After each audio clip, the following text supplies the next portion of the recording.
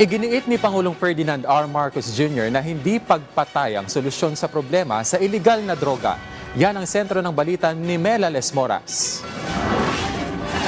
Nanindigan si Pangulong Ferdinand R. Marcos Jr. na hindi tamang pumatay ng libo-libong tao para lang masolusyonan ang problema sa krimen at iligal na droga sa bansa. Sinabi ito ng presidente kahapon kasabay ng mismong araw ng kauna-unahang pagharap ni dating Pangulong Rodrigo Duterte sa International Criminal Court para sa pre-trial ng reklamong crimes against humanity laban sa kanya bunsod ng kanyang war on drugs. Ayon kay Pangulong Marcos, hindi naniniwala ang kanyang administrasyon sa madugong solusyon. Sa halip para matiyak ang kapayapaan at kaayusan, tamang pagpapairal ng batas at epektibong pagsuporta sa mga pulis at mga lokal na pamahalaan niya ang kailangan. Hindi po natin kailangan dumaan sa madugong solusyon.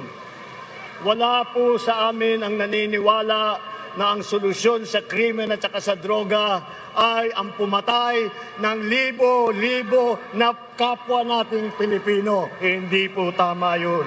Giit ni Pangulong Marcos para iba'y pang mapagbuti ang estado ng bansa, malaking bagay kung susuportahan ng taong bayan ang mga pambato sa pagkasenador ng administrasyon.